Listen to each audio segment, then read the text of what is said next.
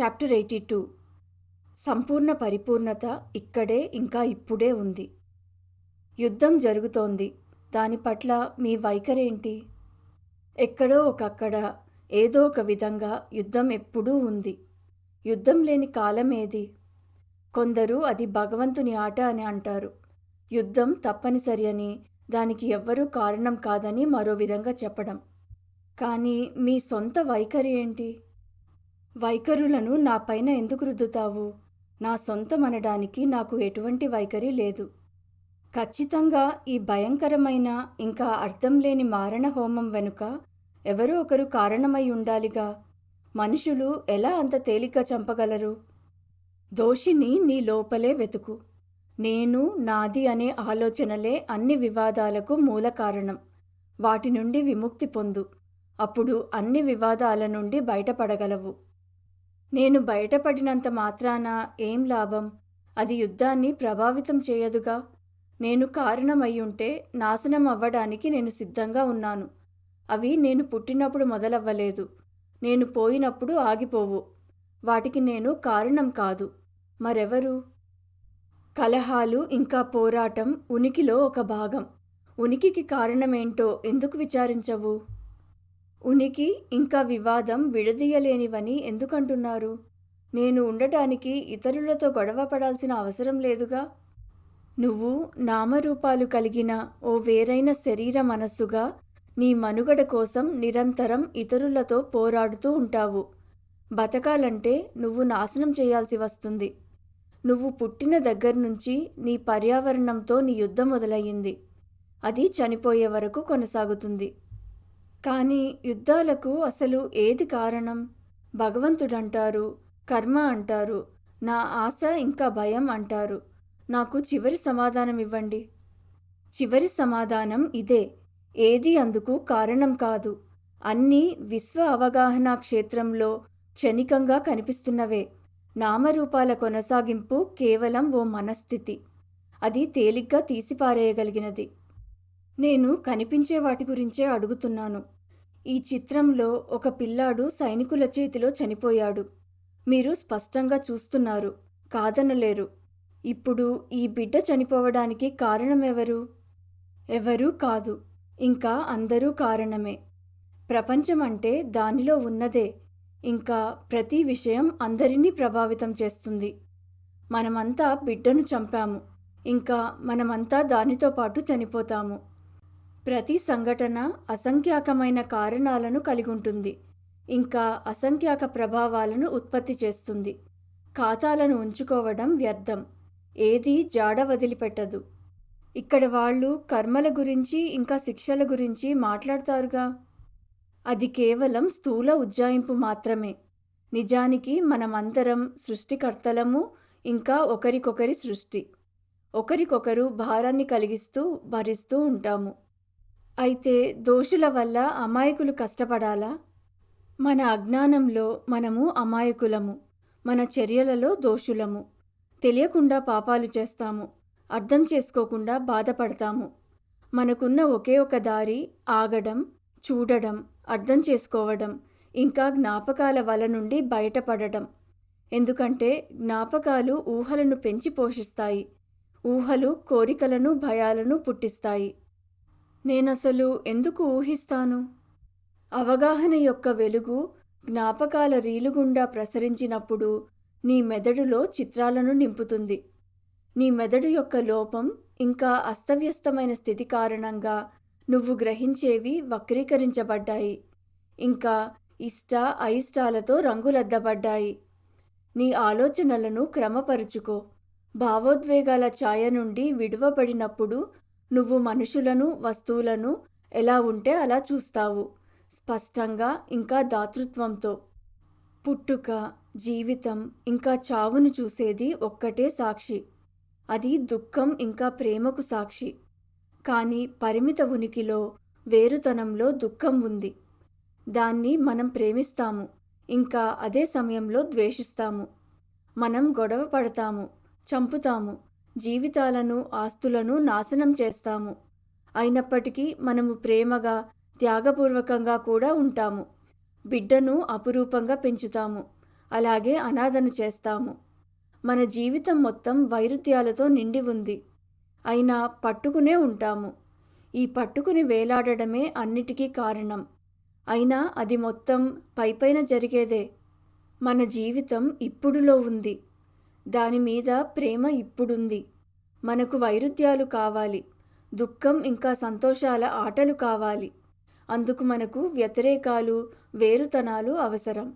వాటిని కొంతకాలం ఆనందించాక అలసిపోయి ఆత్మ యొక్క ప్రశాంతత ఇంకా మౌనం కోసం తపిస్తాము. విశ్వహృదయం ఎప్పటికీ కొట్టుకుంటూనే ఉంటుంది. నేను సాక్షిని, ఇంకా ఆ హృదయాన్ని. నేను ఆ చిత్రాన్ని చూడగలుగుతున్నాను. కానీ దాన్ని వేసిన వారెవరు? ఈ భయంకరమైన ఇంకా అద్భుతమైన చిత్రాన్ని వేసిన ఆ చిత్రకారుడెవరు? చిత్రకారుడు చిత్రంలోనే ఉన్నాడు. నువ్వు అతడిని చిత్రం నుంచి వేరు చేసి అతడి కోసం వెతుకుతావు. వేరు చేయకు. ఇంకా తప్పుడు ప్రశ్నలు వేయకు. విషయాలు ఎలా ఉన్నాయో అలా ఉన్నాయి. అందుకు ఎవ్వరూ బాధ్యులు కారు. వ్యక్తిగత బాధ్యత అనే ఆలోచన కర్త యొక్క భ్రమ నుండి వచ్చింది. ఇప్పుడున్న సమాజం ప్రతిదానికి ఒక బాధ్యుణ్ణి చూపిస్తుంది. కానీ వేరుతనం తొలగి బాధ్యతను ఏ ఒక్కరిపై మోపకుండా కూడా సమాజం చూడగలగాలి. ఒకరు బలహీనమైన వ్యక్తిత్వం ఉన్నవారైతే వారు ఆత్మసాక్షాత్కారానికి దగ్గరగా ఉన్నట్టా? చిన్న పిల్లవాడి విషయం తీసుకుందాం. అతడిలో నేనున్నాను అనే భావన ఇంకా ఏర్పడలేదు. ఆత్మసాక్షాత్కారానికి అతడికి అడ్డుగా నిలిచేవి చాలా తక్కువ. అయినా చైతన్యం యొక్క శక్తి ఇంకా స్పష్టత, దాని వెడల్పు ఇంకా లోతు అతడిలో లోపించి ఉన్నాయి. ఎదిగే కొద్దీ అతడి అవగాహన బలపడుతుంది. కానీ దానితో పాటు నిద్రాణంగా ఉన్న అతడి వ్యక్తిత్వం మేల్కొంటుంది. ఇంకా అడ్డుగా నిలిచి కష్టతరం చేస్తుంది. గట్టి చెక్కను కాల్చినప్పుడు అది వేడి మంటను ఇస్తుంది. అలానే గట్టి వ్యక్తిత్వం నాశనమైనప్పుడు ప్రకాశవంతమైన తేజస్సు కనిపిస్తుంది. మీకు సమస్యలు లేవా? నాకు కూడా సమస్యలున్నాయి. నామరూపాలు గల శరీరంతో ఉండాలంటే సమస్యే. అయినా నేను దాన్ని ప్రేమిస్తాను. మీరు అన్నిటినీ ప్రేమిస్తారు. ఉనికిలో ప్రతీదీ ఇమిడి ఉంటుంది. నా స్వభావం ప్రేమించడం. బాధాకరమైనది కూడా ప్రేమించదగినదే. అయినా బాధ ఏమీ తక్కువవ్వదుగా. అవ్యక్తంలోనే ఎందుకుండిపోకూడదు? అది అన్వేషణ యొక్క స్వభావం. అవ్యక్తం యొక్క ప్రేమ నన్ను ఉనికిలోకి తీసుకువస్తుంది. జీవిగా మారిన వాడి స్వభావంలో ప్రశాంతతను కోరడం ఎలా ఉందో అలాగే మారడంలోని సాహసాన్ని చూడడం ఉనికి యొక్క స్వభావంలో ఉంది. ఉనికిగా ఉండడం, జీవునిగా మారడం, మారి మారి జరగడం అనివార్యమైనది. కానీ నా నివాసం అతీతం. మీ నివాసం భగవంతునిలో ఉందా? నా నివాసం అన్ని భావాలకు అతీతమైనది. మీ నివాసం నుండి మిమ్మల్ని ఏది బయటకు తీసుకువస్తుంది? శారీరక అస్తిత్వం పట్ల ప్రేమ ఉండడంతో ఒకడు పుడతాడు.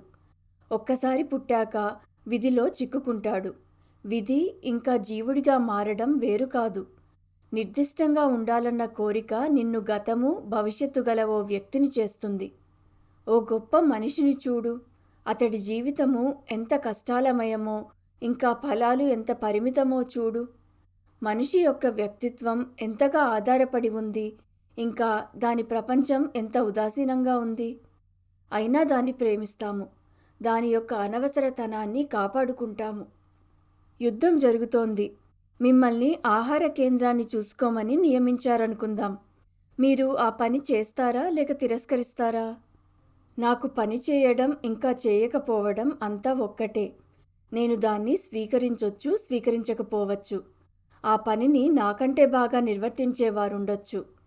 నా వైఖరి భిన్నంగా ఉంటుంది. నేను చావును ఓ విపత్తుగా చూడను.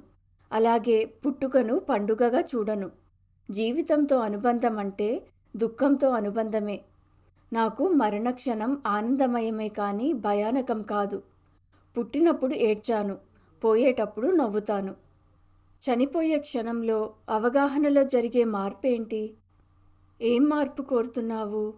సినిమా అయిపోయినప్పుడు అన్నీ మొదట్లో ఎలా ఉండేవో అలా మిగిలిపోతాయి. నీకు గుర్తున్నట్టయితే నువ్వు పుట్టకముందు ఉన్న స్థితే నువ్వు పోయిన తర్వాత ఉంది.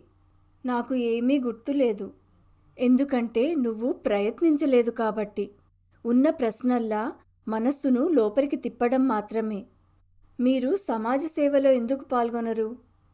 కానీ నేను నా సమయమంతా అది తప్ప ఇంకేం చేయట్లేదు. అయినా నన్ను ఏం సమాజ సేవ చేయమంటావు? అతుకు బతుకుల పని నాకు సరిపోదు. నేను స్పష్టంగా నిల్చున్నాను. పంచడానికే పండించు. నువ్వు తినే ముందు వడ్డించు. తీసుకునే ముందు ఇవ్వు. నీ గురించి ఆలోచించే ముందు ఇతరుల గురించి ఆలోచించు. పంచుకోవడం ఆధారంగా ఉన్న నిస్వార్థ సమాజం మాత్రమే స్థిరంగా ఇంకా సంతోషంగా ఉండగలదు. ఇది మాత్రమే ఆచరించదగ పరిష్కారం. తమస్సు ఇంకా రజస్సు ఎక్కువగా ఉన్న చోట యుద్ధం ఉంటుంది. సత్వము ఉన్న చోట శాంతి ఉంటుంది కదా. నువ్వు ఎలాగైనా చెప్పు, అదంతా ఒకే విషయం కిందకు వస్తుంది. సమాజం ఉద్దేశ్యాలతో నిర్మించబడింది. సదుద్దేశ్యాన్ని పునాదుల్లో ఉంచు. అప్పుడు నీకు ప్రత్యేకంగా సమాజ సేవకుల అవసరం ఉండదు. ప్రపంచం బాగుపడుతోంది. ప్రపంచం బాగుపడేందుకు ఎంతో సమయం ఉన్నా అది బాగుపడలేదు. భవిష్యత్తు పట్ల ఇంకేం ఆశ ఉంటుంది? మధ్య మధ్యలో శాంతి సామరస్యత వచ్చిపోయేవనుకో, పరిపూర్ణ సమాజం ఎప్పుడో ఒకప్పుడు తప్పనిసరిగా స్తబ్దంగా అయిపోతుంది. ఆ తరువాత క్షీణిస్తుంది. శిఖరాగ్రం నుండి అన్ని దారులు కిందకే చేరుతాయి. సమాజాలు కూడా మనుషుల్లానే పరిపూర్ణత వైపుకు ఎదుగుతాయి, తరువాత నశిస్తాయి. క్షీణించని పరిపూర్ణత ఉండదా? దేనికైతే మొదలు ఉంటుందో దానికి అంతం కూడా ఉంటుంది. కాలాతీతంలో అంతా పరిపూర్ణమే. అది ఇక్కడే ఇప్పుడే ఉంది. కాలాతీతాన్ని నిర్ణీత సమయంలో చేరుకుంటామా? నిర్ణీత సమయంలో నువ్వు మళ్ళీ మొదటికే వస్తావు. ఎలాగైతే స్థలం నిన్ను స్థలం బయటకు తీసుకువెళ్ళదో, అలాగే సమయం నిన్ను సమయం బయటకు తీసుకువెళ్ళదు. నీ ఎదురుచూపు వల్ల నీకు వచ్చేది మరింత ఎదురుచూపే. పరిపూర్ణత ఇక్కడే ఇంకా ఇప్పుడే ఉంది. దగ్గరగానో దూరంగానో ఉండే భవిష్యత్తులో కాదు. నీ ప్రవర్తనే నిన్ను నీ ఆత్మ పట్ల అంధుణ్ణి చేస్తోంది. నిన్ను నువ్వు ఏమనుకుంటున్నావో దాన్ని నిర్లక్ష్యం చేసి నువ్వు పరిపూర్ణుడవుగా ఉన్నట్టు ప్రవర్తించు. నీకు కావలసినదల్లా కొంత ధైర్యం. నేనా ధైర్యాన్ని ఎక్కడ పొందగలను? నీలోనే. నీ లోపలికి చూడు. మీ దయ నాకు సహాయపడగలదు. నా దయ నీకు చెబుతోంది, నీ లోపలికి చూడు అని. నీకు కావలసినవన్నీ నీ దగ్గరే ఉన్నాయి. వాటిని వాడుకో. నీకు తెలిసినట్లుగా ప్రవర్తించు. నువ్వు చేయాలనుకుంటున్నది చెయ్యి. తప్పులు దొర్లుతాయని భయపడకు. వాటిని సరిచేసుకోవచ్చు. నీ ఉద్దేశ్యాలు ముఖ్యం. ఒక విషయం ఏ రూపు దాలుస్తుందో అది నీ చేతుల్లో ఉండదు, కానీ నీ చర్యల యొక్క ఉద్దేశ్యాలు ఉంటాయి. అసంపూర్ణత నుండి పుట్టే చర్యలు పరిపూర్ణతకు ఎలా దారితీస్తాయి? చర్యలు పరిపూర్ణతకు దారితీయవు. పరిపూర్ణత చర్యల్లో వ్యక్తీకరిస్తుంది. నీ వ్యక్తీకరణలతో నీపై నువ్వు తీర్పులిచ్చుకున్నంతకాలం వాటికి అత్యధిక శ్రద్ధనివ్వు. నీ ఉనికిని నువ్వు గ్రహించినప్పుడు నీ ప్రవర్తన ఆకస్మికంగా సమగ్రంగా మారుతుంది. నేను కాలాతీతంగా పరిపూర్ణుడనైతే మరి నేనసలెందుకు పుట్టాను? ఇదెలా ఉందంటే, ఆభరణంగా మార్చడం వల్ల బంగారానికి ఏం లాభం అని అన్నట్టుంది. ఆభరణానికి రంగు, అందం ఏర్పడతాయి, కానీ బంగారం సుసంపన్నం కాదు. అలానే వాస్తవం చర్యల్లో వ్యక్తీకరించబడినప్పుడు ఆ చర్యలకు అందం, అర్థం ఏర్పడతాయి. దాని వ్యక్తీకరణల వల్ల వాస్తవానికి ఏం లాభం? ఏమీ లాభం ఉండదు. కానీ తనను తాను వ్యక్తపరుచుకోవడం, ధృవీకరించుకోవడం, అడ్డంకులను అధిగమించడం ప్రేమ యొక్క స్వభావంలోనే ఉంది. ప్రపంచం అంటే చర్యగా మారిన ప్రేమ అని నీకు ఒక్కసారి అర్థమైతే నువ్వు దాన్ని చాలా భిన్నంగా చూస్తావు. కానీ ముందు బాధ పట్ల నీ వైఖరి మారాలి. ప్రాథమికంగా బాధ అంటే నీ దృష్టిని కోరే ఓ పిలుపు అని. అది కూడా ప్రేమ యొక్క కదలికే. సంతోషం కంటే ఎక్కువ అది నీ ఎదుగుదల కోరుతుంది. నీ అవగాహన మరింత వెడల్పుగా, లోతుగా అవ్వాలని కోరుతుంది. దాన్ని ఏది ఆపుతుందో అది బాధకు కారణమవుతుంది. ప్రేమ నొప్పి నుండి తప్పించుకోదు. సత్వాన్ని అంటే ధర్మానికి ఇంకా అభివృద్ధికి పనిచేసే శక్తిని అడ్డుకోకూడదు. దాన్ని ఆపినప్పుడు అది వినాశకరంగా మారుతుంది. ప్రేమను అడ్డుకున్నప్పుడల్లా, ఇంకా బాధను వ్యాప్తి చేయడానికి అనుమతించినప్పుడల్లా యుద్ధం అనివార్యమవుతుంది. మన పొరుగువారి బాధ పట్ల మన ఉదాసీనత బాధను మన గుమ్మం వద్దకు తెస్తుంది.